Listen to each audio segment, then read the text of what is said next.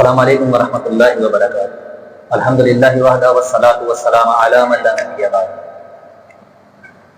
میں سید ریحان علی آپ کے سامنے موجود ہوں، اور الحمدللہ آج ہم جو پوڈ کاسٹ اس موضوع پہ کرنے جا رہے ہیں وہ موضوع بڑا اہم موضوع ہے، اور معاشرے سے بڑا گہرا تعلق ہے اس موضوع کا، کیونکہ جس طریقے سے آج فتنے اٹھ رہے ہیں، ہر شخص اپنے آپ میں ایک بڑا مبلغ بننے کی کوشش کرتا ہے یا مفتی بننے کی کوشش کرتا ہے۔ چند الفاظ بولنے آ جاتے ہیں تو وہ یہ سمجھتا ہے شاید پورے جہان کا ٹھیکہ میں نے اٹھا لیا۔ نبی علیہ السلام فرماتے ہیں، صحیح بخاری کی حدیث ہے کہ بعض لوگوں کی تقریر میں جادو ہوتا ہے، تو بعض لوگ الفاظ اگر اچھے بولنا آ بھی جاتے ہیں تو وہ یہ اس تکبر میں، اس گھمنڈ میں آ جاتے ہیں کہ شاید اس پورے جہان کی اصلاح کی ذمہ داری میرے اوپر ہے، حالانکہ اس کا کام صرف حق پہنچانا ہے۔ لیکن حق کو پہنچانا کس طریقے سے پہنچانا ہے، کیا اصول ہیں، کیا شرائط و ضوابط دین اسلام نے اس کے مقرر کیے ہیں، ان اصولوں کے ساتھ اور کن باتوں کو آگے پہنچانا ہے، کیا ہر بات کو یا حق بات کو، تو ان چیزوں پہ انشاءاللہ ہم اس موضوع پہ بات کریں گے۔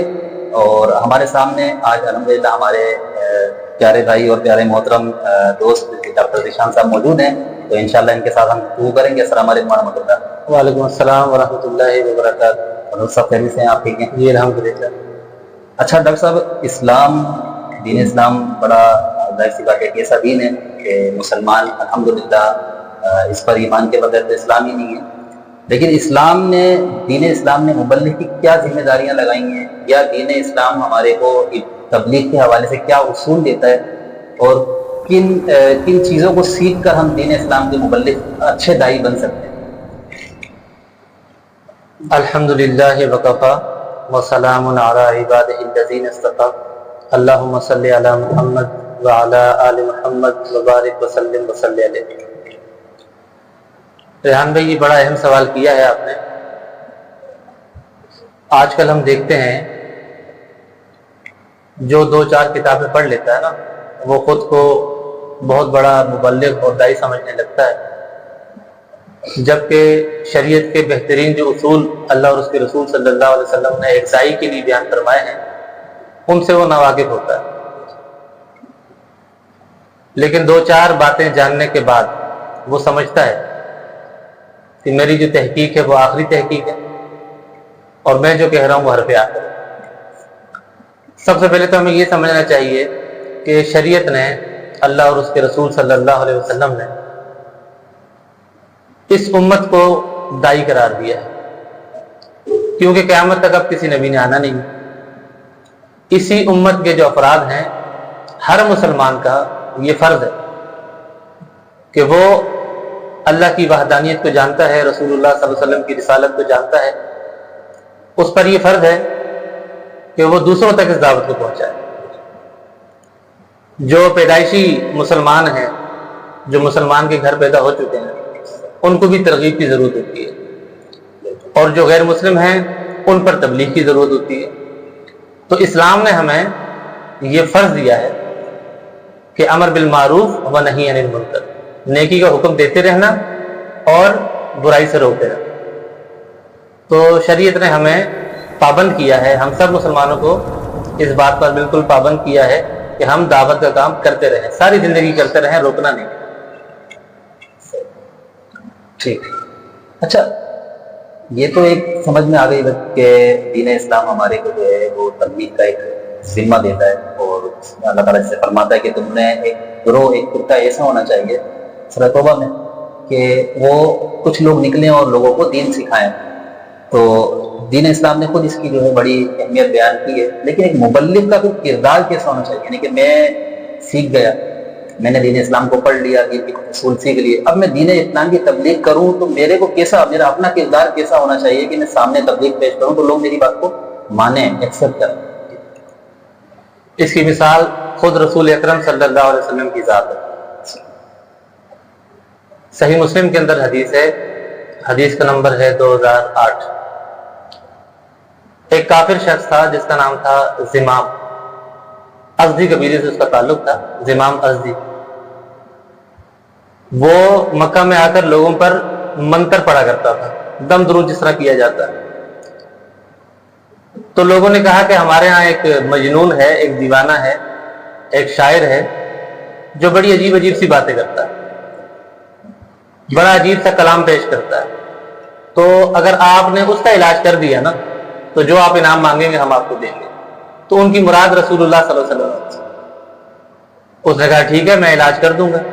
وہ جب آپ صلی اللہ علیہ وسلم کے پاس آیا اور اس نے آ کر کہا کہ آپ لوگوں سے کیا کہتے ہیں، کہ جو لوگ آپ کو مجنون کہتے ہیں، شاعر کہتے ہیں، دیوانہ کہتے ہیں، تو رسول اللہ صلی اللہ علیہ وسلم نے بڑے ہی اختصار کے ساتھ جامع انداز اپناتے ہوئے فرمایا الحمدللہ الحمدللہ نحمدہ ونستعینہ ونستغفرہ ونؤمن بہ ونتوکل علیہ ونعوذ باللہ من شرور انفسنا ومن سیئات اعمالنا من یہدہ اللہ فلا مضل لہ ومن یضللہ فلا ہادی لہ ونشہد ان لا الہ الا اللہ وحدہ لا شریک لہ ونشہد ان محمدا عبدہ ورسولہ۔ اللہ کے نبی صلی اللہ علیہ وسلم نے یہ پورا خطبہ اس کے سامنے پیش کیا۔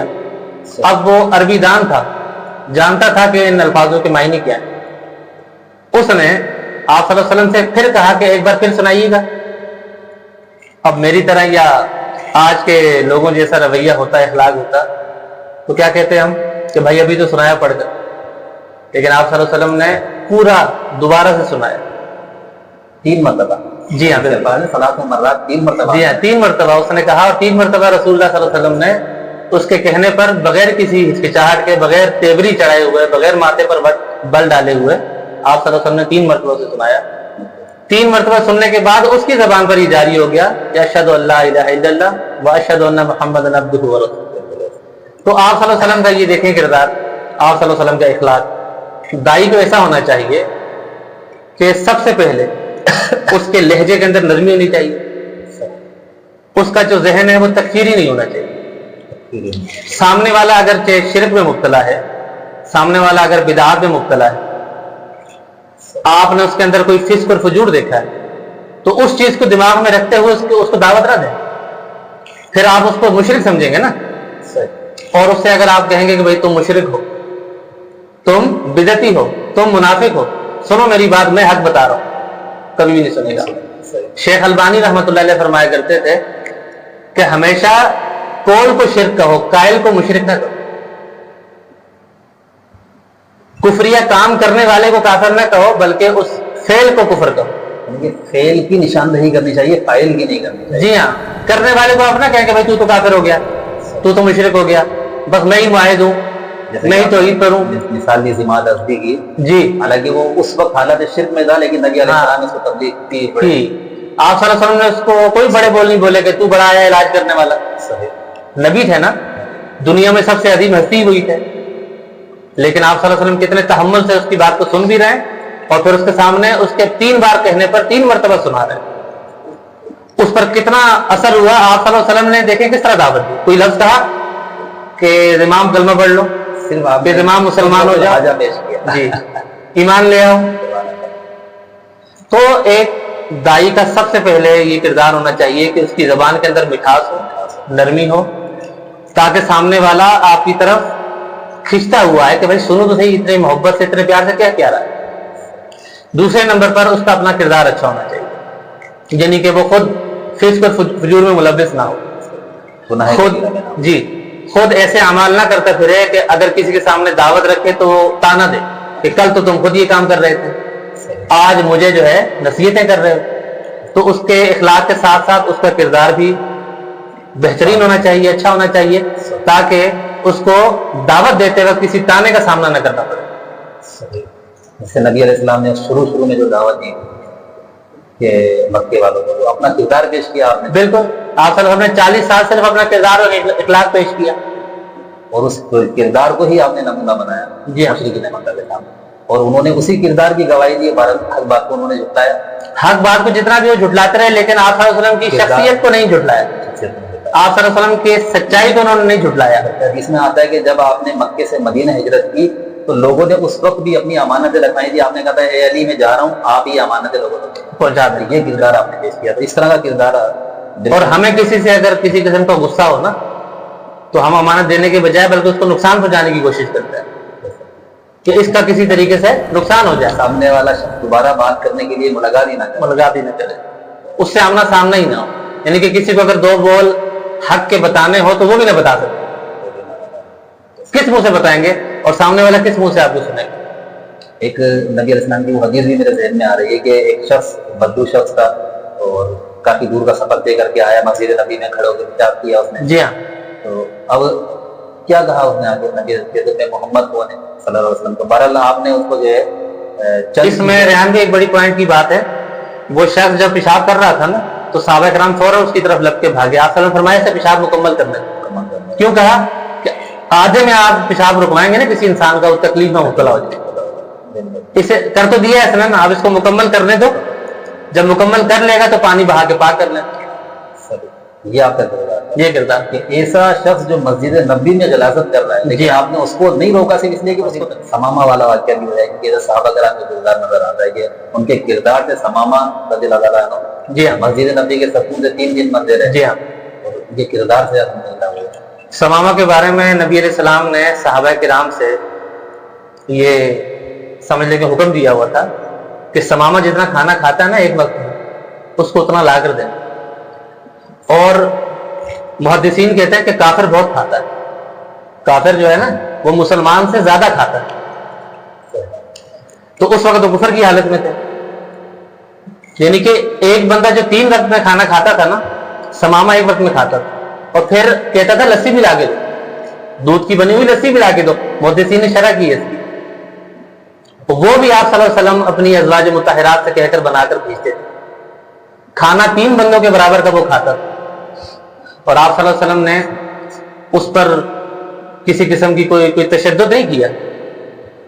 باندھا اس لیے کہ وہ اسلام کا دشمن، مسلمانوں کا دشمن جب صحابہ کے ہاتھ آ گیا تو انہوں نے باندھ دیے. اور آپ صلی اللہ علیہ وسلم نے جگہ کون سی چوز کی؟ مسجد نبوی، کہ ہم یہاں 5 وقت اگر نماز پڑھیں گے، قرآن کی تلاوت کریں گے، وہی قرآن اس کے دل پر اثر کرے گا. اور سمامہ کے الفاظ دیکھیں، آپ صلی اللہ علیہ وسلم اس کے قریب آ کر پوچھتے ہیں ہاں سمامہ بتاؤ اب کیا ارادہ ہے؟ تو کہتا تھا کہ اس پوری روئے زمین پر مجھے سب سے زیادہ جس سے نفرت ہے نا وہ آپ، اور جسے میں مارنا چاہتا ہوں، قتل کرنا چاہتا ہوں نا وہ بھی آپ. سب سے زیادہ بری جگہ ہے تو وہ بھی آپ. اور آپ صلی اللہ علیہ وسلم اس کی یہ بات سنتے اور خاموشی سے چلے جاتے. یہی سوال آپ صلی اللہ علیہ وسلم مسلسل کئی دن کرتے رہے اور وہ قرآن سنتا رہا. لیکن جب اللہ تعالیٰ نے اس کے دل میں ایمان بھرا صحابہ کرام اور رسول اللہ صلی اللہ علیہ وسلم کے اچھے کردار اور اخلاق کی وجہ سے، پھر اس کے الفاظ تھے کہ اس کل کائنات میں سب سے محبوب ہستی اگر کوئی ہے تو وہ آپ کی ہستی، سب سے محبوب شہر ہے تو وہ آپ ہے. برل یہ کردار تھا نبی علیہ السلام کا. جی. اور ویسی بات ہے. اور یہاں پر مجھے حضرت علی رضی اللہ تعالیٰ عنہ کا بھی ایک واقعہ یاد آیا. جنگ کے دوران کافر نے حضرت علی رضی اللہ تعالیٰ عنہ کے چہرے پر تھوک دیا تھا اور حضرت علی نے جب تلوار اس کی طرف کی نا مارنے کے لیے، بس قریب ہی تھے کہ اس کو قتل کر دیتے، لیکن تھوک پھینکنے کے بعد حضرت علی نے اپنا ہاتھ روک لیا. تو صحابہ نے پوچھا یہ تو آپ کے بالکل نرغے میں تھا، آپ مار سکتے تھے، کیوں نہیں مارا؟ فرمایا میں اسے تلوار مار رہا تھا لیکن اس نے جب مجھ پر تھوکا نا مجھے غصہ آیا.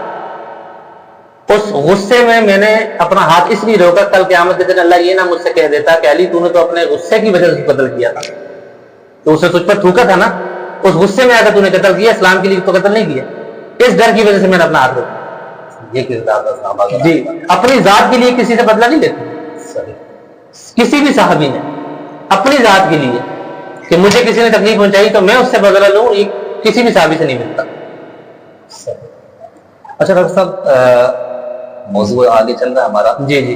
اور دائی کا اپنا کردار ایک ایسا ہونا چاہیے کہ لوگ اس کو دیکھ کر متاثر ہوں، دین اسلام کو قبول کریں، جی اس کی حق بات کو قبول کریں.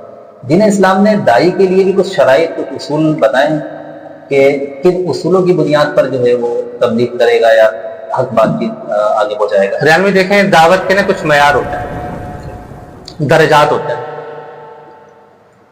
ایک تو یہ بھی دعوت ہے نا، آپ غیر مسلم سے کہتے ہیں کہ بھائی کل کائنات کا خالق اللہ ہے، کل کائنات کا مالک جو ہے وہ اللہ ہے، اللہ کو مان لو، اللہ نے جو آخری نبی بھیجا ہے اس امت کے لیے اسے مان لو. یہ ایک دعوت ہے نا غیر مسلم کے لیے. اس کے لیے کسی بھی بڑے علم کی ضرورت نہیں، کتنی سی دعوت ہوتی بات ہے جی. کیونکہ اللہ کے نبی صلی اللہ علیہ وسلم کا فرمان ہے نا بلغوا عنی ولو آیت، ایک آیت کا بھی علم ہو تو آگے پہنچا دو. تو اس حد تک انسان آگے دعوت کا کام کرے، دعوت پہنچائے جتنا اس کو خود علم ہے۔ لیکن اس میں بھی حکمت کے ساتھ، جی حکمت اور اخلاق تو ہم پہلے بات کر چکے ہیں نا۔ لیکن اب وہ مسلمانوں کو تبلیغ نہیں ترغیب دلا رہا ہے۔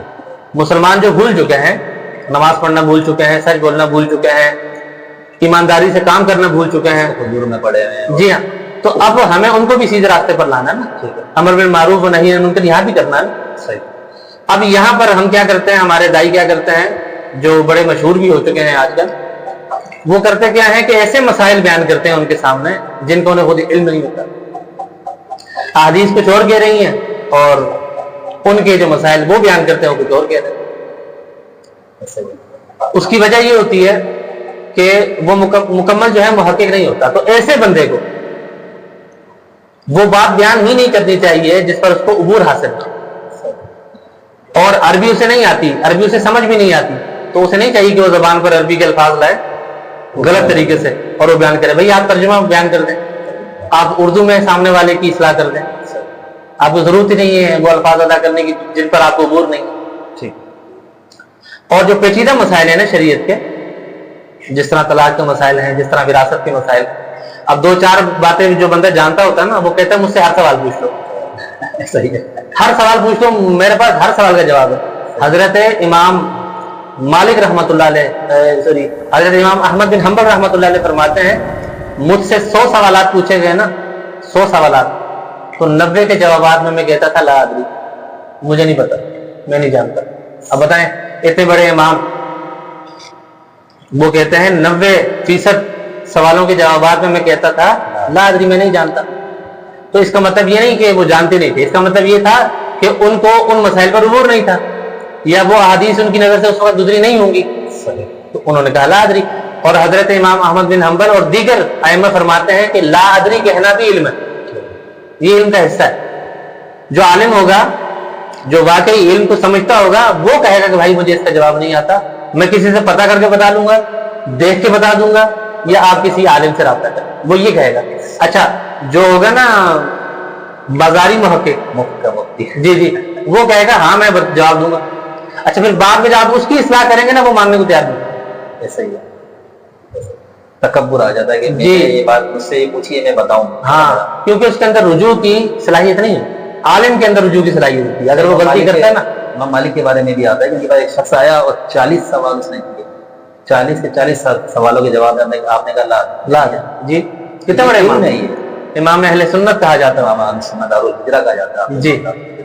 تو بہرحال اتنے بڑے بڑے امام بھی جو ہے اگر نہیں پتا ہوتا تھا کسی چیز کا علم نہیں ہوتا تھا تو وہ بولتے تھے لا جی میں ہم نہیں جانتے، لیکن ہمارے یہاں تو ایک چھوٹا سا شخص اگر اس کو چند باتیں پتہ چل جائیں گے وہ بولتا ہے مجھے اب پورا مسئلہ اس کو بتا کے جاتا ہے۔ تو اس لیے میں نے آپ سے کہا کہ دعوت دینے کے بھی درجات، آپ اس درجے کی دعوت دیں جس پر آپ کو عبور ہے، جو آپ کی دسترس سے باہر ہے، جس کا علم آپ کے قلوب اور ذہن کے اندر نہیں ہے، تو اس میں آپ اپنی رائے نہ دیں، یا تو پھر آپ قرآن کی غلط تفسیر کریں گے، تفسیر پھر رائے کریں گے، کیونکہ جواب دینا ہے نا آپ نے، ہر حال میں دینا ہے نا، تو پھر آپ قرآن کی تفسیر پہ رائے کر دیں گے کہ بھئی میں یہ سمجھا تھا قرآن کی آیت سے، اور حدیث کا مفہوم غلط کر کے بیان کر